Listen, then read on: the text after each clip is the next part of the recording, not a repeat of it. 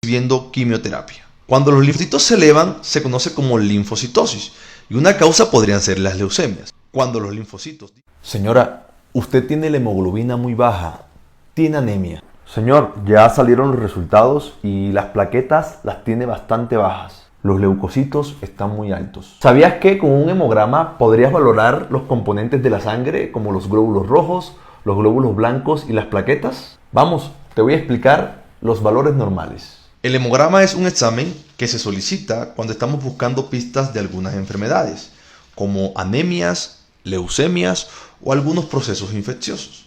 ¿Qué se evalúa en un hemograma? Vamos a verlo. En el hemograma se evalúan las células sanguíneas, como los leucocitos o glóbulos blancos, entre los cuales tenemos neutrófilos, linfocitos, monocitos, eosinófilos y basófilos. Los eritrocitos o glóbulos rojos, y aquí vamos a evaluar el hematocrito y la hemoglobina, además de los índices eritrocitarios.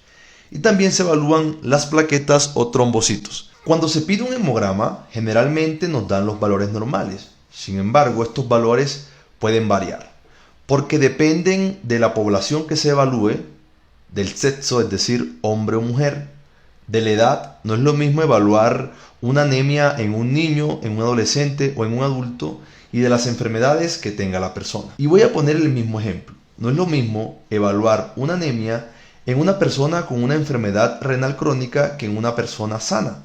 Aquí los valores se modifican. Sin embargo, hoy vamos a tomar como referencia estos valores que encontramos acá. Los leucocitos tienen un valor normal entre 5.000 a 10.000 por milímetro cúbico.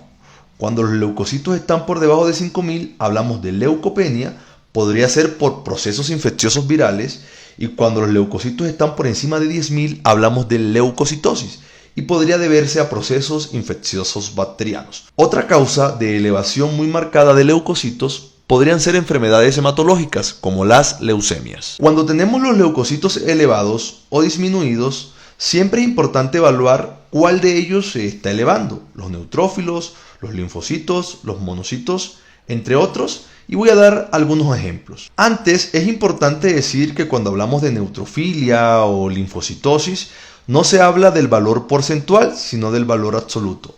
Este es un error que se comete muy a menudo. Para hablar de neutrofilia, por ejemplo, deberíamos tener unos neutrófilos por encima de 7.000. Y no pensar que neutrofilia es cuando tenemos neutrófilos porcentuales en 75%.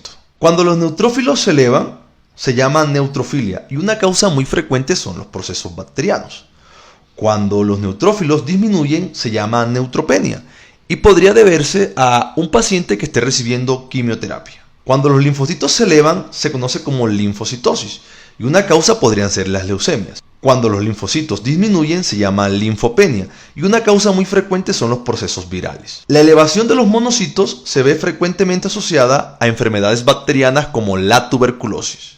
Y cuando tenemos elevación de eosinófilos y basófilos, generalmente pensamos en procesos infecciosos parasitarios. En los glóbulos rojos, las dos enfermedades más importantes son la anemia, que es cuando disminuye la hemoglobina, y la poliglobulia, que es cuando se elevan los glóbulos rojos. Los eritrocitos tienen un valor normal de 4.2 a 5.4 millones por milímetro cúbico. Ya he dicho, estos valores varían de acuerdo al sexo, la edad y la población. El hematocrito oscila aproximadamente entre 35 a 45%. Y un dato que se evalúa detalladamente es la hemoglobina. Y aquí es importante decir que cuando la hemoglobina está por debajo de 12 gramos por decilitro en una mujer, hablamos de anemia. Por debajo de 13 en un hombre, hablamos de anemia. Cuando está por encima de 16 en una mujer, poliglobulia, y por encima de 16.5 en un hombre, hablamos de poliglobulia. Cuando el paciente tiene anemia, hay que evaluar los índices eritrocitarios para ver si la anemia es microcítica, hipocrómica, normocrómica, entre otras. En otro momento hablaremos a detalle de este punto. Y por último, evaluamos las plaquetas. El valor normal de las plaquetas es entre 150.000 a 450.000 por milímetro cúbico. Cuando las plaquetas están por debajo de 150.000, hablamos de trombocitopenia o plaquetopenia. Y esto podría deberse a procesos infecciosos, por ejemplo, el dengue.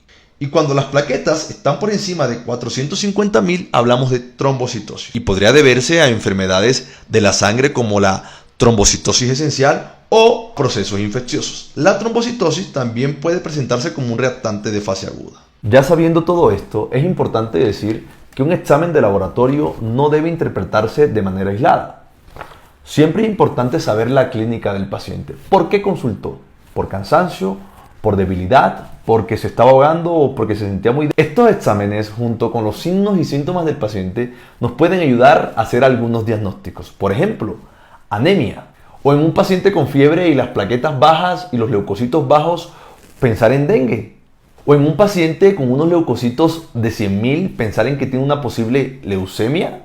En todo caso, siempre que un médico solicite un hemograma, está buscando alguna alteración que lo pueda ayudar a acercarse a su diagnóstico. También es importante decir que en el hemograma pueden haber algunas variabilidades, es decir, los leucocitos son normales hasta 10.000, pero los podemos encontrar en 11.000 y no siempre indican que el paciente se encuentre enfermo.